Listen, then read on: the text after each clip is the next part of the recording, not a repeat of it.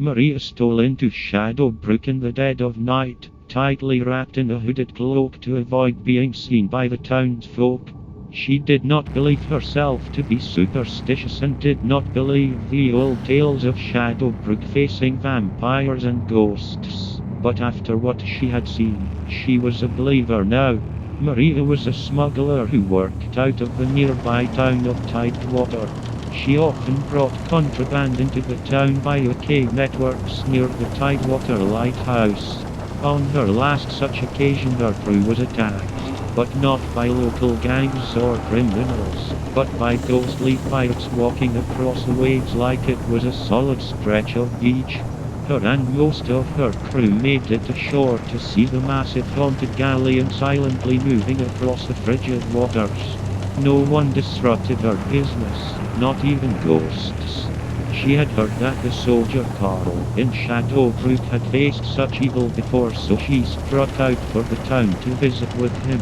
As she neared the town square, the welcoming light, music, and murmur of conversation wafted from the local tavern. Carl was likely to be there, and likely to have friends that would help without much convincing. She could not go to the local authorities for obvious reasons, and they would probably not believe her anyway. She only hoped that Carl would help her defeat the evil spirit of this ship so she could get back to business.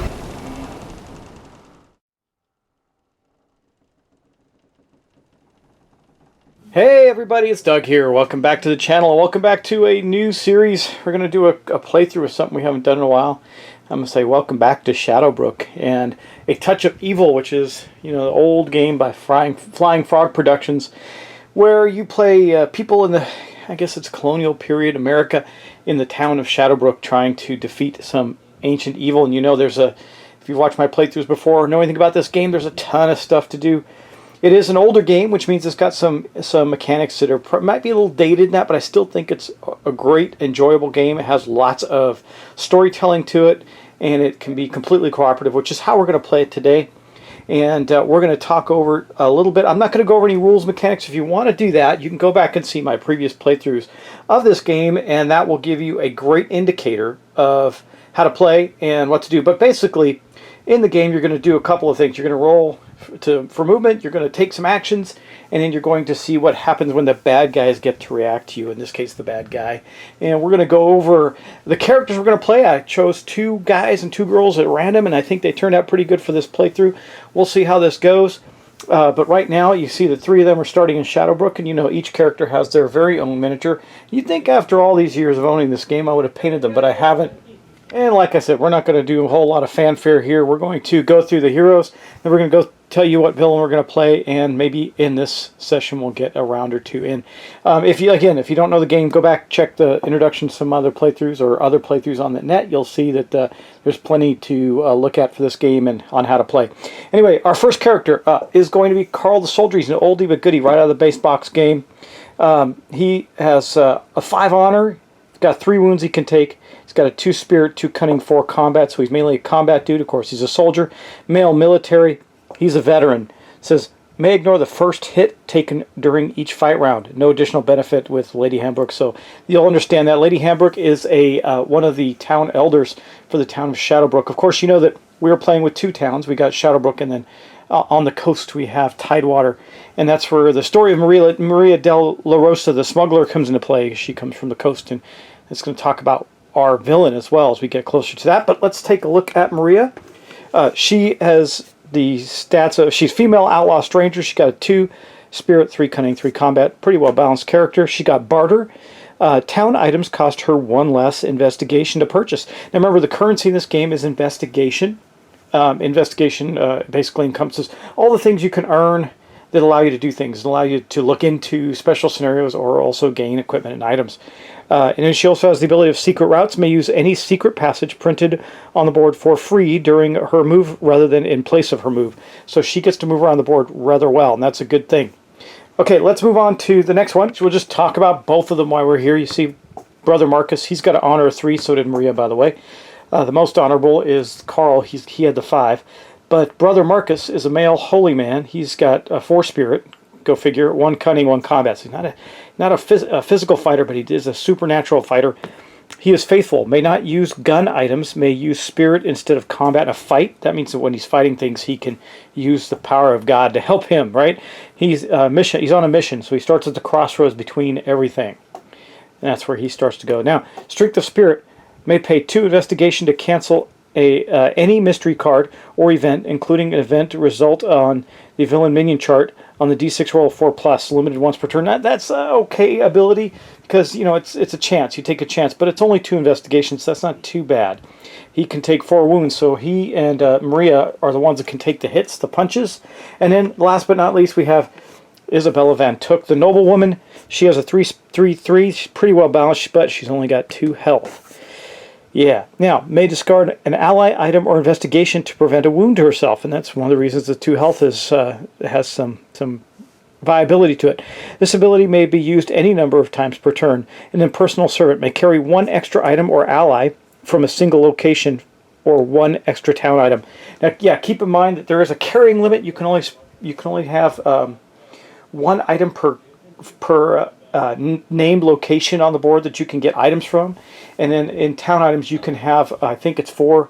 I'll have to refresh my memory on that, but I do believe it's 4, and that's going to be it. And then for our villain, this is going to be a new one for me. I have not played, and all the times I've played this game, I have not played against this villain, so this will be interesting. We are playing against the Ghost Ship. It says Villain Ghost Construct. The Ghost Ship has an unusual combat. You'll see how that works, and it's got 12 wounds. It says Fog Shrouded Waters. A shadow and a glimmer in the deep fog. The ghost ship appears on off the rocky coast, a harbinger of death and despair to all those who strain to see it. Anytime a hero would fight the ghost ship outside of a showdown is when we do a final confrontation, or attempt to do a final confrontation with this villain, or any villain, they must instead fight the ghost captain. During a showdown, the ghost ship has combat equal to the ghost captain's fight dice using his Where's My Gold ability. Okay, we'll see what that looks like. The ghost ship requires the coast board to play, and we do have that in play. We have all 3 boards in play. Then it says Cursed Gold. Layer cards for the ghost ship. Now, if you don't understand the game, you're not going to understand what I'm talking about, so definitely watch some other stuff on this first, because this is a more complicated villain. Always costs 3 investigation, regardless of the current number on the showdown track. Now I'm using just a token for the showdown track, or shadow track rather. I can't find my little circle thing. So it starts on 20. Always starts on 20. It ticks down and it gets down to 1. It's one of the conditions for possibly losing the game. But anyway, let's continue on with this fellow here. Each layer card leads to a piece of cursed gold, and we do have the cursed gold right here. And what happens with that? From the Pirate's Treasure. While at the location listed on the layer card, a hero may pay the cost listed as an action. There's an action cost on the card. You pay that and you can pick up a piece of the gold, basically, as an action. To collect a cursed gold marker. Discard the layer. For every piece of cursed gold a hero has, they gain +1 fight dice against the ghost ship. So that's pretty cool. And then Lost at Sea. A hero must have at least 1 piece of cursed gold to start a showdown with the ghost ship. A showdown may only be started at the icy water space. And the cost to start the showdown is the layer cost of the current shadow track stage. So basically it's going to go 12, 8, 3, 1, 1. So as we get in later stages, it becomes very cheap to have a showdown, but usually by then the villain is really buffed up.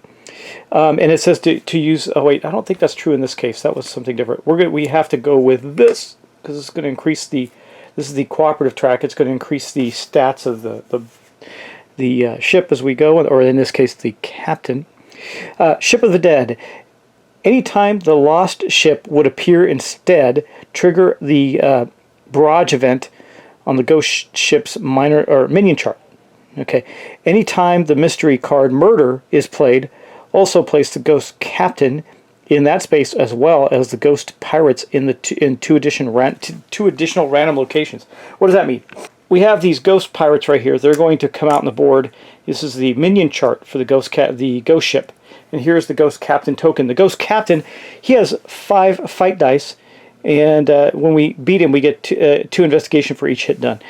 He's got a unique thing. There's only one ghost captain. If he is already on the board when rolled, move him to a new location. Anytime you would be called on to place multiple copies of this minion at once, place ghost pirates for the excess instead. So basically, when we can't place him, we're going to place ghost pirates. Only one fight round. For every hit done to the ghost captain, the hero gains 2 investigation. After any fight with the ghost captain, remove him from the board. So he's going to pop in and out a lot. And then he's got, where's my gold? The ghost captain gains +2 fight dice against any hero with less than 3 cursed gold.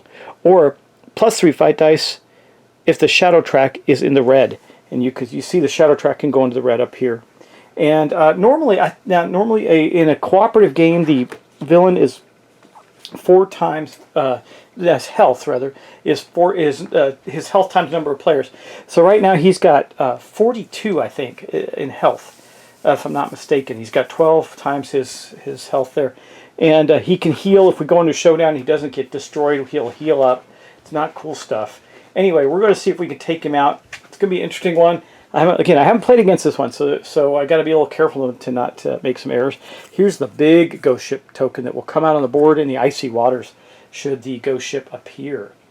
Anyway, I think what we're going to do is just to get things started, to get them rolling, we're going to play one game, or one round rather, and get our game started. So let's do that and have some fun with it. In a game of A Touch of Evil, we're going to do certain things first. There's a little card that basically shows you what the game round looks like and what you can do on a hero's turn. So, just to give you an example, on the first thing we're going to do is the first player. We're going to pick the first player, and then we're going to go left from there. I have them all lined up so we can do that. 2, we're going to take the hero's turns. So the first player goes, and all heroes go, and then the mystery phase. Now, it says to draw a mystery card, but because we're playing cooperatively, we're also going to roll on the advanced cooperative mystery chart, and perhaps also on this, I think there's a ghost ship, or the lost ship, when it's on the board, we play that as well. Anyway, we'll see how this goes. It's going to be rather interesting and fun. We're going to try it out and play it along, see what we do. Now, on a character's turn, we're going to move, then we're going to fight any enemies in our space, then we're going to take actions. Our actions can be to encounter space, to try and collect investigation off the board,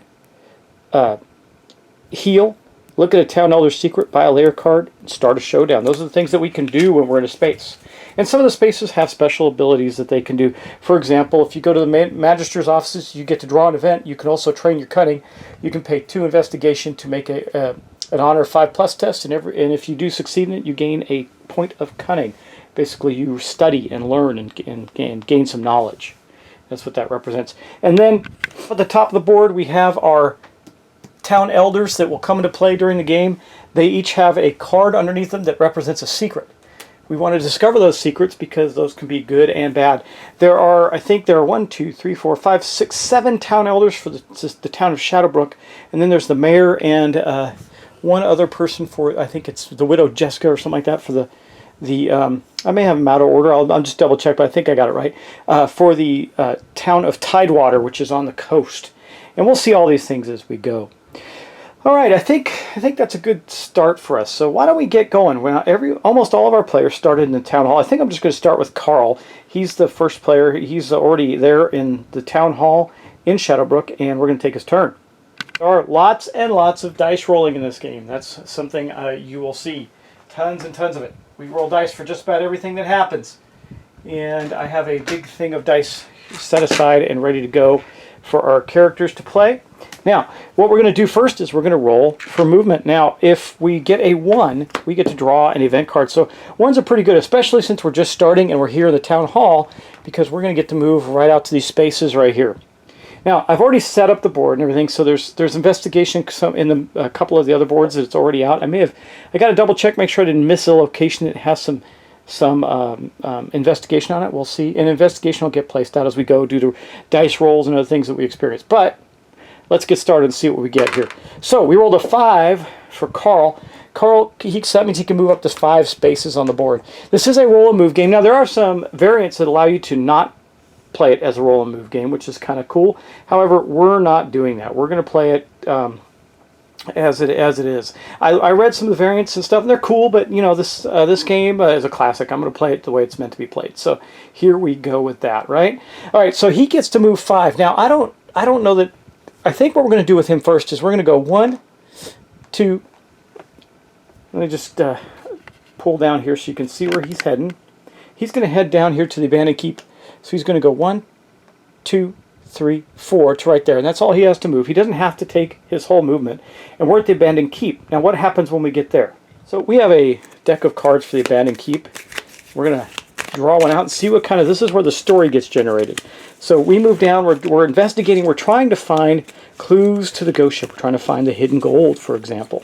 So we need things like... we're going to need things like layer cards. The problem is with the layer cards is that we don't have any investigation to get them yet. So we have to go around, collect investigation, and beef ourselves up to be ready to face the ghost ship in a final showdown. Okay, so I've been shuffling the abandoned keep deck just to get it ready for us. Okay, we're going to put that there. Then we're going to turn the top card over and see what it says. Oh, right off the bat, we got a great card. That's fantastic. This is Jack the Servant Boy. So we went to the abandoned keep and we ran across Jack, who agrees to join us. He's an ally. He's a male. He's a Ute. What's a Ute? I don't know if you remember what that movie's from. Let's see if you can peg it and put it in the notes. Or put it in the... let me know if you know what it is. He gives Carl an extra wound, which is really cool. It says you may carry 1 extra item or ally from a single location or 1 extra town item. That's pretty good. That's a good start for Carl. And that's basically his entire turn, right? So he went to the abandoned keep and found Jack the Servant Boy, who was wandering around trying to figure out where everybody was. He decided to join Carl. He was a little scared out there in the wilderness at this abandoned house. Okay, next up we're going to go with Maria. So let's roll and see what Maria gets. She gets a 3. You know, I don't really need her to move all that far, actually. I think that she likes to be cunning. She's pretty cunning. So I think what she's going to do is she's just going to move 1 to right here. So that means we're going to get to draw an event card. This is the event deck. Yeah. Oh, it's a whopper. Yeah, we're going to shuffle it up a little bit. I'm just going to give it some shuffles. There's a lot of cards in here. Now, events are almost always good. And in a cooperative game, we basically share this big giant hand of event cards that come up that we can use during the game. Some of them we have to use right away, some of them we don't. But we're going to draw an event card first for her and see what she gets. So she gets Intuitive Hunch. It says, let's just pull it back so you can read it. It says, play to give a hero or town elder +2 spirit for the rest of the turn. Or showdown fight round. So then there's also play immediately to peek at a secret of one of town elders, one of their elders' secrets, revealing them. I think we'll just put the shared deck right there in the middle, and then we're going to go back to Maria. So basically, I'm going to get rid of these, put these cards to the side right now. Let's put them right there for the moment, and she's going to get to make a cunning. Now she's going to pay. Oh, she doesn't have 2 investigation. Doesn't help her at all to go there, does it? But she went there and got a card. Yeah, so that's all she did. She could only move 3 anyway, so it wasn't going to get her very far. So she moved there and got herself a card. Okay, now we've got Brother Marcus. I moved the wrong miniature for Maria. This is actually her mini right here. As you can see, she's a smuggler. And then I'm accidentally moved Isabella Von Took's miniature. It's right there. Okay, so we are here with Brother Marcus. Let's see what he gets. He rolls a 2, so that's perfect because I'm just sending him up here. It says roll a d6 on a 3+. You draw a event card. On a 1 or 2, you draw a mystery card. Let's hope for not a 3+. Or a 3+ rather. We got a 4. That's awesome. So we're going to pull out the event deck and see what we get for Brother Marcus. What does he get for an event card? It says party investigation. Play immediately. Play this card on any hero. That hero may now carry 1 additional card from either the manor or the windmill. I think we'll put that on. Well, Isabella can... We're going to put that on Maria. Maria can now carry extra items from the windmill and the manor house. So that's good. Okay, now let's continue. Brother Marcus is going to do while he is there is he's going to try and collect this investigation. So how does that work? Well, it's really simple. When you try to collect investigation from the board, you have to make a roll, and then you're going to see if you can click it. There's 2 investigation there. So basically we have to make a spirit or cunning 5 test. And we're going to use spirit. So that means we get 4 dice to roll. We have to roll a 5+. For every 5+ we get to pick up these investigations. We got only one of them. That kind of sucks, but that's the way it goes. So, Brother Marcus moved there and got one investigation out of it. And unfortunately, that is the end of our turn. So now we get into some real trouble. So we're going to go on to the mystery phase. So what happens first in the mystery phase is we're going to roll on this cooperative mystery phase chart. I'm going to show you what that looks like. Here is the advanced mystery phase chart. This is the first thing that we have to roll on. We're going to roll 2 dice, and we're just going to basically read off what happens and see what badness comes about. And then we're going to draw a mystery card, which makes it even worse. So let's see. Oh, a 3, that is not going to be good. Cursed Village. Immediately draw and resolve 1 mystery card for each hero, starting with the first player. This replaces the normal mystery card for the turn. Wow, each hero. That means we're going to draw 4 mystery cards on the first turn of our game, guys. That is about as bad as it could be. So let's get the mystery card deck out and do that. Here is the mystery card deck. You can see that it's rather large too. We're going to give it a quick shuffle and see what begets us. Now so far we've had not terrible luck. It's been okay, but really can't do much about this because I didn't get enough for Father Marcus to cancel anything. He needs 2. He's only got 1 investigation right now. That's one of the reasons I was hoping he'd pick up the 2 in case we had the need to try and stop something terrible from happening. Of course, I thought I was only drawing 1 mystery card too. So here we go, guys. I have cut the heck out of this. I don't know why that one's darker, so we'll move it around, I guess, from a newer set or something. Anyway, let's see what we get. Ancient Evil. This card plays on the villain. It gains the keyword Ancient. So now it's an Ancient Ghost Ship, and it has +1 combat and +1 health already, and remains in play with the Ghost Ship. So we'll put that with the Ghost Ship down here on the board. And that is the first card that we drew. That was for Carl. Next up, we have Maria. Laying in wait. This is a remains in play as well. During the next fight round with the villain, it adds +1 to all of its fight dice rolls to hit. Hitting on a 4, 5, or 6 instead of 5 or 6. Discard after 1 fight round or at the end of the first complete round of a cooperative showdown. So this is going to stay with him as well until we use it.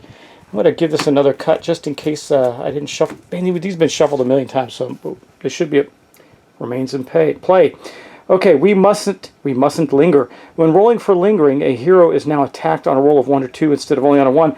Lingering means that we don't move. So I'm going to put this right here in the middle of the board. That was a 3rd card for Brother Marcus. And that's going to remain out there. I'm putting it out there so that I remember that it exists, because it's easy to forget some of these things. And then last but not least, finally, it's a murder card. The villain has struck again. Place 3 investigation on the board. In a random location, move the shadow track 1 step closer to darkness. Well, let's take a look at something. I believe something happens when we draw the mystery card Murder. Yes. Anytime the lost ship would appear, instead trigger the barrage key. We don't want that. Any time the mystery card Murder is played, also place the ghost ship in the space of the ghost captain in that space, as well as a ghost pirate in 2 random locations. Okay, so here's how this is going to work. Okay, here's the Murder card. This is a really kind of a bumpy first start for us, guys. That's how it typically goes with me in this game. So here we go. We're going to draw a couple. We're going to draw 3 total layer cards according to this Murder card. We're going to place 3 investigations on the board at random locations, and it says at the first location we're going to place the ghost captain, and then we're going to place a ghost pirate on the other 2. So let's get started and see where we're going to be going first. First, we're going to the covered bridge. Well, that is on the main board, so I'm just going to put the cards where they belong right now, then we'll get them sorted out. And that was the first one. Then we got one on the Forgotten Island right here in the middle of the map, and then we got one that says Forgotten Island, so I think we have to draw another one. It's got to be another random location. We'll just discard that one. And the North Dock, which is going to be here. So 2 are going to be on the secondary board, 1 on the main board. That's pretty rough. Let's get everything going. Okay, so we know that the ghost pirate, the pirate captain, has appeared at the covered bridge, along with 3 investigation. We'll discard that card, and then we're going to move over to the Forgotten Island, where we're going to place one of the ghostly pirates and 3 investigation right here, and then right here at the North Dock, another ghostly pirate will appear. Makes sense. They're coming up from the grave waters and onto the shore there. And of course, we're going to add 3 more investigation there. That's a pretty good place to go if we want to get some investigation, but we're going to have to fight for it.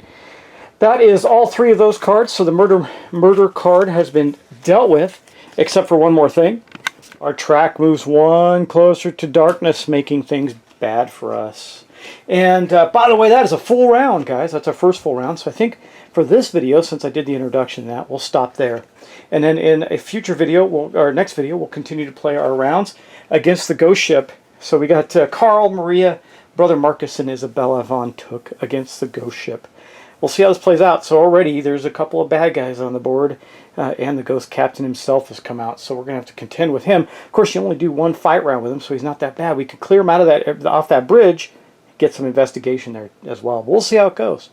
All right, guys. Well, that's going to end it for this quick little episode. And I want to say at the end of this, if you're still watching, and I appreciate it if you are, that you know, I started a new job and everything, so you noticed I haven't been posting videos. I had some stored up from a playthrough that I did for a Zombicide Green Horde that I recorded all at one time, pretty much, and started editing so I could save some time in my first, you know, settling into a new job and everything, and then I'll get back on track with our playthroughs.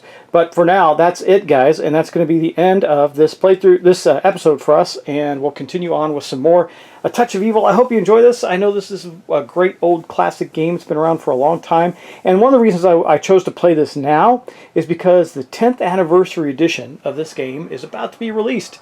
And it's going to come with miniatures for the different the different area locations, and some new features, and a box that can hold, basically, it's supposed to be able to hold everything from the game. So that would be very cool as well. We'll see how that goes, because I will definitely be grabbing that when I get the chance. All right, guys, thanks, and I'll talk to you in the next episode. Take care, and I'll see you soon.